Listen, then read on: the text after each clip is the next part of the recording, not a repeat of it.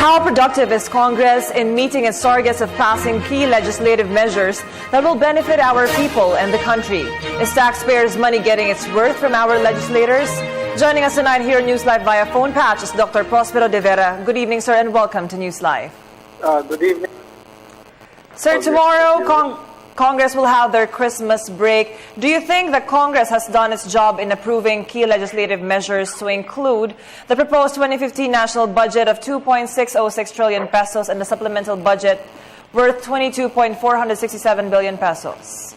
The most important job of Congress on a yearly basis is really the passage of the General Appropriations Act, because that is a fundamental responsibility that they could not skirt, because if they don't pass it in time, then you develop or you put in place a reenacted budget, which is always a bad precedent or a bad action. So in that sense, the minimum expectation for congressional action was fulfilled in time, not only for the General Appropriations Act for 2015, but also the supplemental budget, which is crucial because it covers expenditures for areas that were devastated by calamities even last year, and also to fund the projects that have been disrupted because of the Supreme Court decision on the DAP. So on that score, they've done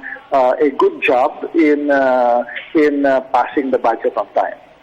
Sir, apart from what you mentioned, like the recovery and rehabilitation efforts of the government and the DAP, what makes the 2015 budget different? Well, as a policy instrument of government, the good news is there is significant funding for higher education in this budget. There's significant increases for the capital outlay of some of the most important universities that you have. And in the case, for example, of the University of the Philippines, a very significant increase in the capital outlay of the Philippine General Hospital, which increased from about 328 million to about 3 billion. And for that, a lot of public higher education institutions are thankful for the confidence given by the President, because it is a recognition that higher education is not an expense. Every peso given to higher education is not an expense, it is an investment in the future of the country. Sir, how important is government spending in contributing to the economic growth of the Philippines? Government is always the primary driver of economic activities, particularly in sectors and activities that the private sector is unwilling or unable to put in investments. So the role of government really is not to compete with the private sector, but go into important industries that need significant investments. Agriculture, for example, infrastructure. You know, the Philippines over the past couple of years and even a decade has always been seen as the country in the region that has invested the least in infrastructure. And you need infrastructure to mobilize economic activity, to ensure the movement of goods and services, to spur economic growth in the regions. And the good news is that under this administration, you not only have significant increases in the budget for infrastructure, you also have a significant decrease in the corruption that is usually associated with infrastructure activities. So you have a Secretary, Babe Singson, who has done a very good job in spurring very increased investment, public investment in infrastructure. And you can see that when you travel around the country. A lot of roads are being repaired, constructed, and I think the target of the DPWH is by 2016, they would have completed the cementing of all roads in the country. So that's a significant improvement over what government has been doing over the past couple of years. Sir, earlier you mentioned PDAF, and since the Supreme Court declared the PDAF unconstitutional, how do you think will our legislators work around in implementing the different projects this time? In the case of the House has adopted a policy requiring all its members to submit ahead of time infrastructure projects in their district to be incorporated in the budget as amendments to the General Appropriations Act. So this action conforms with the Supreme Court decision saying that after the GAA is passed, there should be no more congressional involvement in the identification and implementation of projects. The easy part is dealing with the hard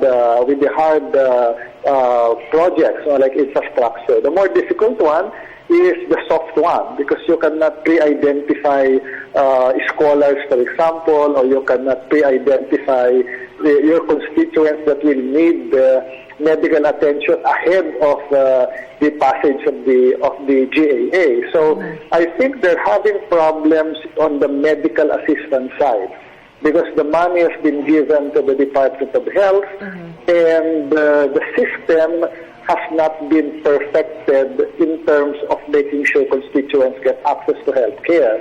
In terms of the scholarships for constituents, CHED has ensured, at least last year, that the scholars identified by legislators will continue to get their scholarships. But CHED also has admitted that it cannot do the job. So I think by next year, the idea is to now put the money in state universities and colleges, and that is where the scholars of the legislators will have to get access for the scholarship money. And finally, sir, how do you view the current definition of savings in the budget? I support the position that savings, the definition of savings must conform with the preliminary or the decision of the Supreme Court on the DAP, because that is the spirit and tenor of budget reform that the Supreme Court has put in place. I do not subscribe to the idea that you should be able to create savings anytime within the year, because doing such would mean an admission that government agencies do very poor planning. Projects should and can be implemented within the year if agencies do very good planning, if they do very good allocation of resources.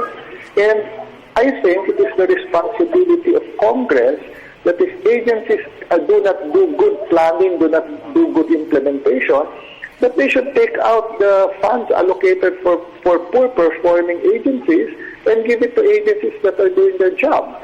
So then you don't have to worry about all these resources or these funds that are not used within the year, simply because of the poor absorptive capacity of agencies. I think Congress must insist on its power to do oversight and make sure that poor performing agencies are not rewarded with the same levels of appropriation year after year. And on that note, thank you very much for sharing with us your insights, Dr. Prospero de Vera, one of the country's top political analysts. Thank you and good evening.